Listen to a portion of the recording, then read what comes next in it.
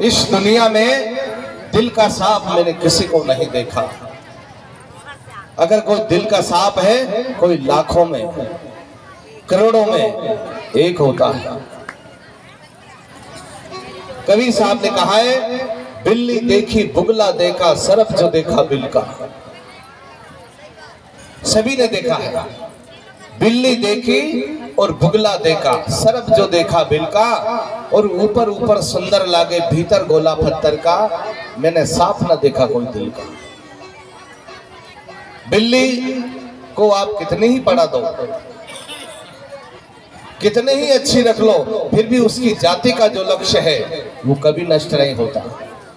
बिल्ली की जो आदत पड़ी हुई है दही दूध खाने की, चोरी करने की या चूहा खाने की, वो उसकी आदत कभी नहीं छोड़ सकती।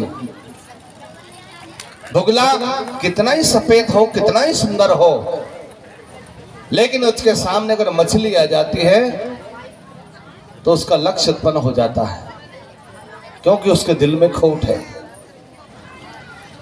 और सरफ जो देखा बिल का, सांप जो होता है उसको चाहे आप दूध पिला दो फिर भी वो अमृत नहीं बनेगा, वो जहर ही बनेगा।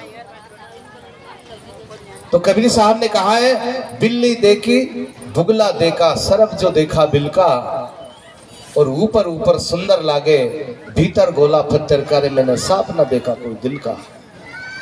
वही हमारी हालत है। हम सुंदर जरूर हैं, साफ भी हैं, स्वच्छ भी है, ज्ञानी भी है, महात्मा भी है, लेकिन फिर भी हमारा मन गंदा है, मन हमारा मैला है।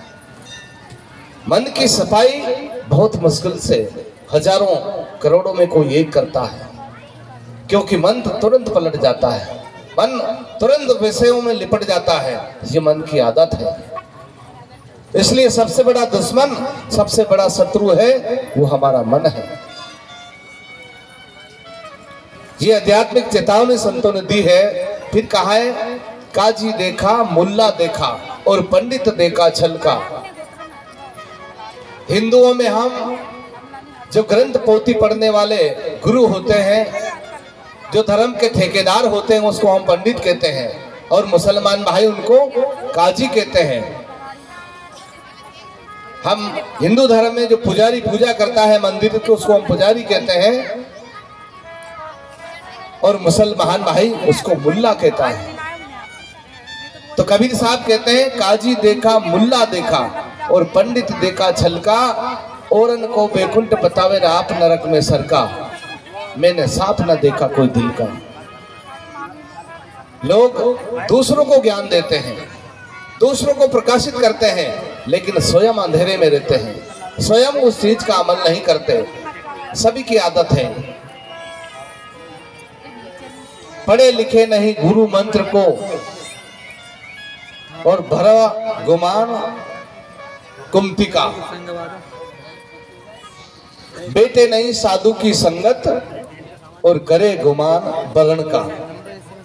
किसी को जाति का अहंकार है, किसी को अपनी काया शरीर के ऊपर अहंकार है, किसी को धन का अहंकार है, किसी को ज्ञान का अहंकार है। कहीं ना कहीं इंसान फंसा हुआ है। और भक्ति, कबीर साहब ने कहा था कि लेने का सतनाम है, देने का अनुदान, और तरने की अधीनता, डूबन को अभिमान। जहां तक हमारा अहंकार खत्म नहीं होगा, चाहे हम कितनी ग्रंथ पोथियां पढ़ ले, कितने ही हरिद्वार गंगा यमुना का तीर्थ कर ले, किसी आश्रम पर चले जाएं, किसी महात्मा की शरण में चले जाएं, हमारा उद्धार नहीं हो सकता। क्योंकि जहां तक हमारे अंदर अहंकार है।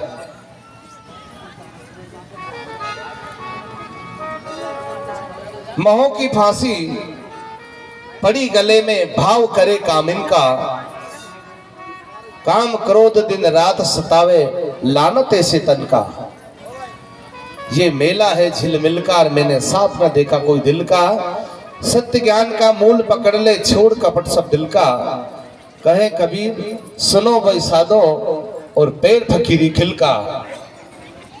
गाते हम सभी। कबीर साहब ने क्या कहा था, मेरो मन लगो मेरो यार फकीरी में। जो सुख पाया मैंने राम भजन में, सो सुख नहीं अमीरी में। तो गुरु की प्यारी साध संगत जी, गुरु का ज्ञान कांच की तरह है। दर्पण हमारे सामने रखोगे तो हमें अपने आप का चेहरा दिखाई देगा, हमें अपने आप की बुराई दिखेगी। सत्संग में हमें अपनी बुराइयां दिखती है। तो गुरु की प्यारी साध संगत जी, ये संतों का उपदेश है, ये संतों का लक्ष्य है। एक समय का जिक्र मैं आपसे कहता हूं। काशी में सम्राट सदगुरु कबीर रहते थे। उनके घर में एक दिन अचानक साधु की टोली आ जाती है।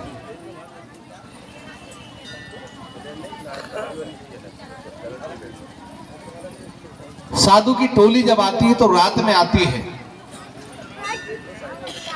उस समय कबीर साहब के घर में आटा नहीं था, क्योंकि कबीर साहब अपने जीवन की गरीबी में जीने वाले एक साधक थे, एक संत थे। कबीर साहब कपड़े बुनने का काम करते थे। कपड़े बुनकर बाजार में ले जाते थे वो बेचने के लिए। लेकिन कोई गरीब, कोई नंगा उगाड़ा उनको मिल जाता था तो उसको मुफ्त में बांटकर घर आ जाते थे। वो परमार्थ थे, उनसे दूसरों की दया नहीं देखी जाती थी।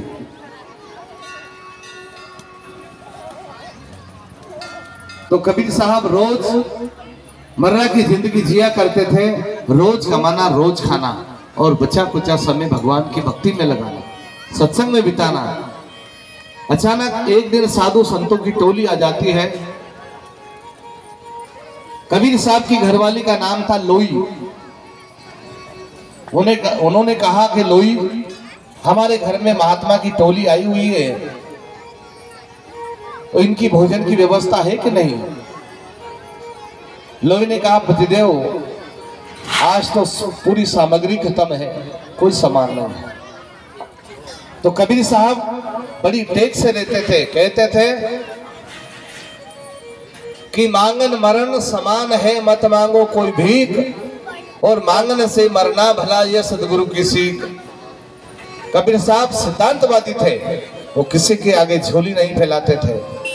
हक हलाल की कमाई खाकर जीने वाले थे। लेकिन जब साधु संतों की टोली आई तो उन्होंने विचार किया, कबीर आज तो तुझे मांगना पड़ेगा।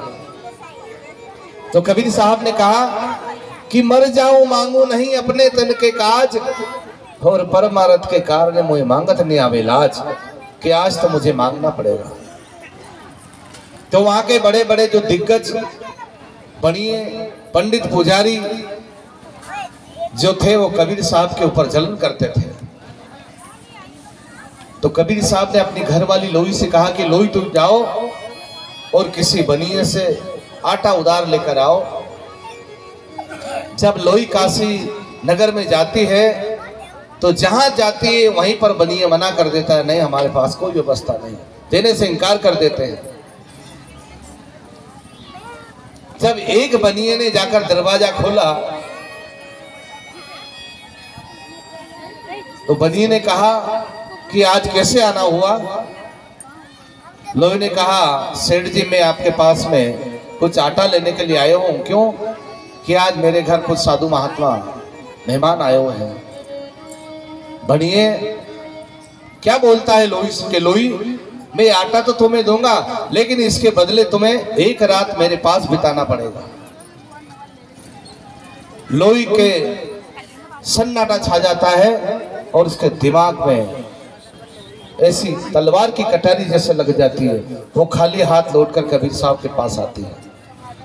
आकर कबीर साहब से कहा, हे स्वामी पतिदेव, मैं पूरे काशी नगर में फिराई, किसी ने आटा देना नहीं चाहा, सबने इनकार कर दिया। एक बनिए ने कहा है और उसका कहना यह है कि आटे के बदले तुम्हें एक रात मेरे पास बिताना पड़ेगा। तो कबीर साहब ने कहा कि हमें मंजूर है। उस बनिए से जाकर कहो कि हम इच्छा तुम्हारी कल पूर्ण करेंगे, आज हमें आटा चाहिए। जब लोई आटा लेकर आई, बड़े भाव और प्रेम से रोटी बनाकर साधु संतों का सत्कार किया, भोजन कराया। और वो महात्मा 3 बजे रात से उठकर निकल पड़े, जिनका पता नहीं वो कहाँ गए। जब सुबह कबीर साहब उठे साधु महात्माओं को ढूंढा तो वहां तो कोई नहीं था। बारिश का समय था। जब दूसरा दिन आया, कबीर साहब ने कहा, लोई तुम जाओ और मैं किसी का ऋणी होना नहीं चाहता, उस बन्नी का ऋण उतार कराओ। पानी बरस रहा था और जमीन पे इतना सा पानी बह रहा था।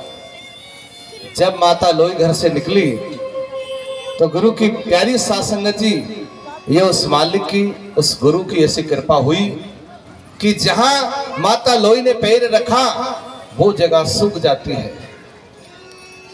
पानी बहते हुए पानी में माता लोई जहां पर पैर रखती है वो जगह सूख जाती है और बारिश हो रही है, लेकिन माता लोई के ऊपर एक भी बूंद नहीं गिरी।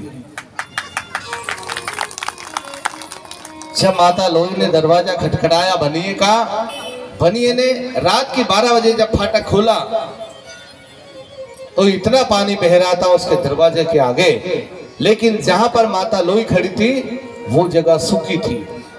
पानी गिर रहा था लेकिन माता लोई भीग नहीं रही थी।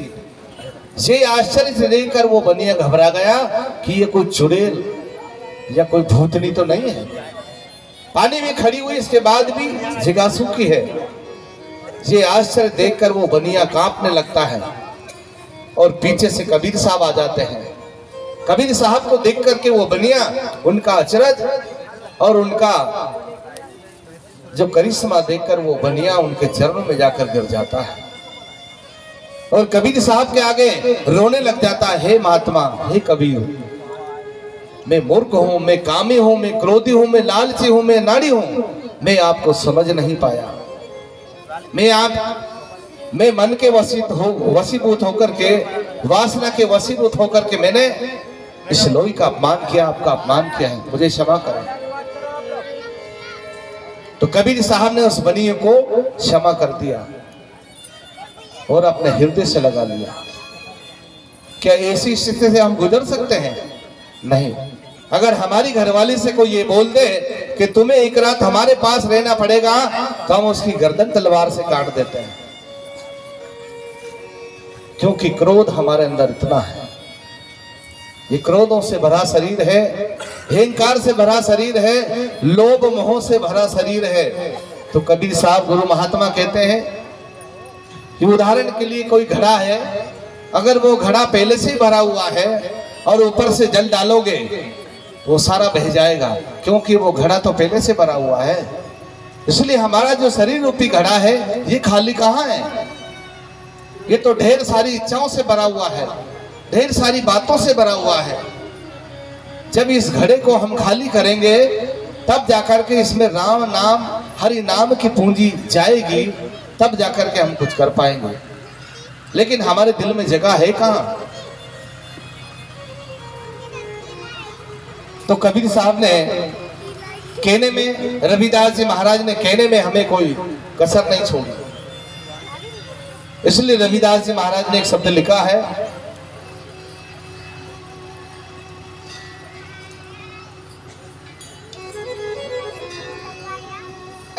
कामी प्यारी कामनी और लोभी प्यारा दाम,